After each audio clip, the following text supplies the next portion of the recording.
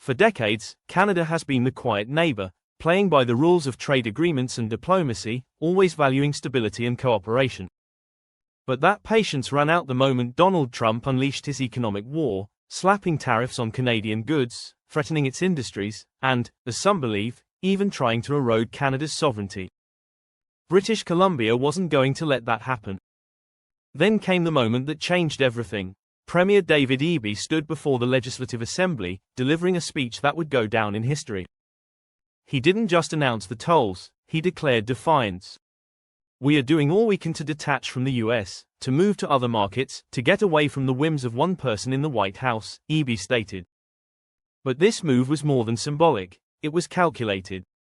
While Washington flexed its economic muscle, Canada was preparing to strike back, not just with tolls, but with something even bigger, a blueprint for economic independence.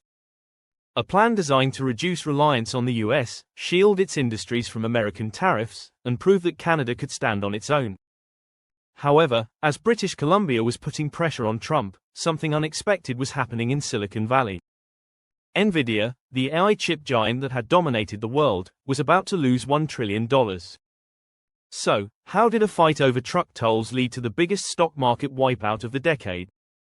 And more importantly, is the US finally losing its grip on the global economy? Let's find out.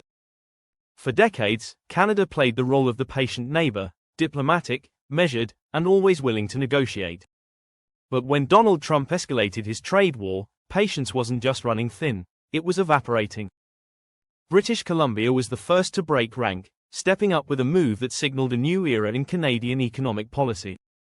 A move that wasn't just about defending trade but about sending a message: Canada wasn't going to sit back and take the hits anymore. The first domino fell with the US-Canada trade dispute over tariffs.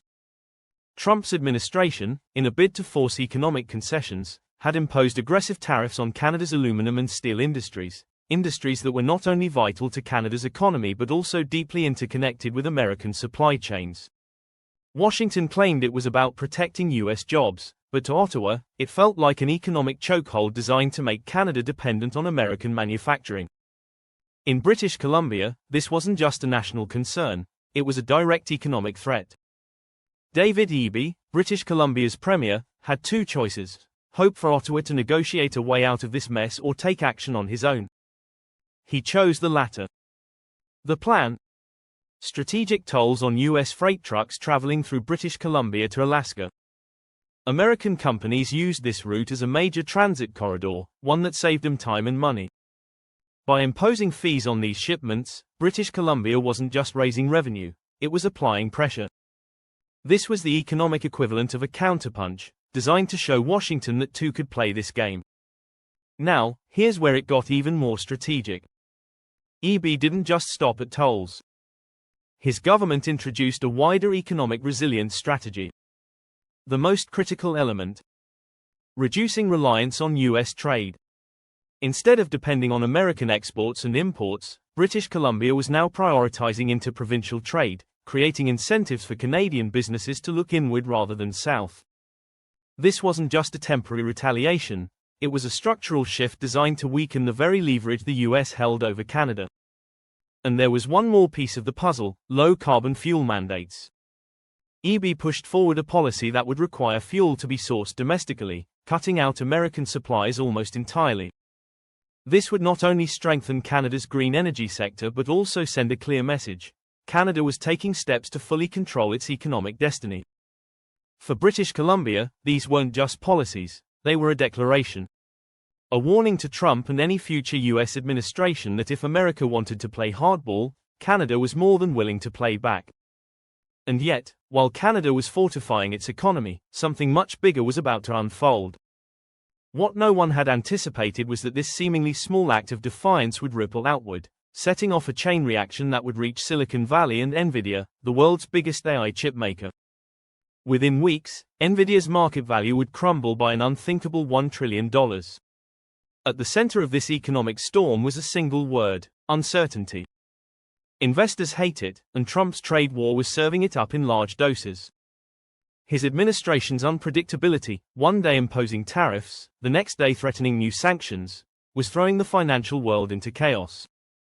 As the uncertainty spread, one sector, in particular, began to feel the heat: technology.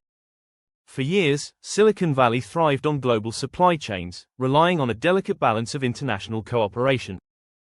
But Trump's economic nationalism, his push to bring manufacturing back to America, was putting that entire system at risk.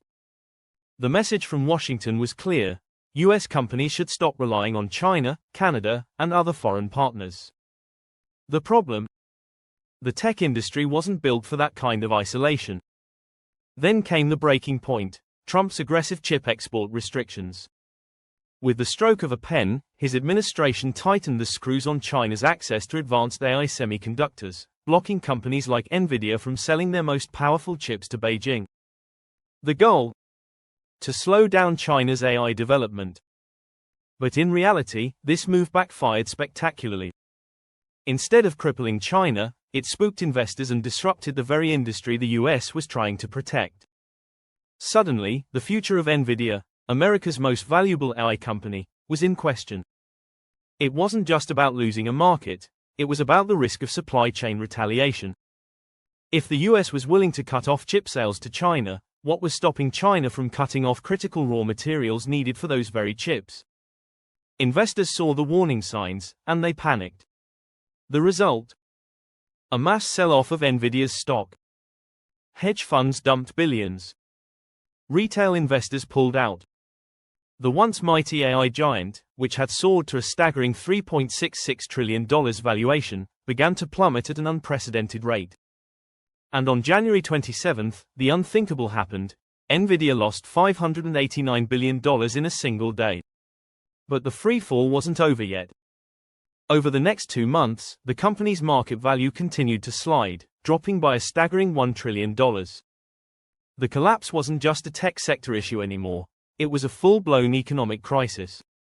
Wall Street had seen market corrections before, but nothing on this scale, nothing this fast. And here's the irony: Trump's economic war wasn't supposed to hurt American companies. It was supposed to protect them. Yet now, the crown jewel of the US tech industry, the company leading the AI revolution, was suddenly on its knees. But how did a toll on US trucks in British Columbia connect to the downfall of Nvidia? The answer lies in a domino effect of economic retaliation, one that Trump himself failed to anticipate. For decades, Nvidia thrived on globalization.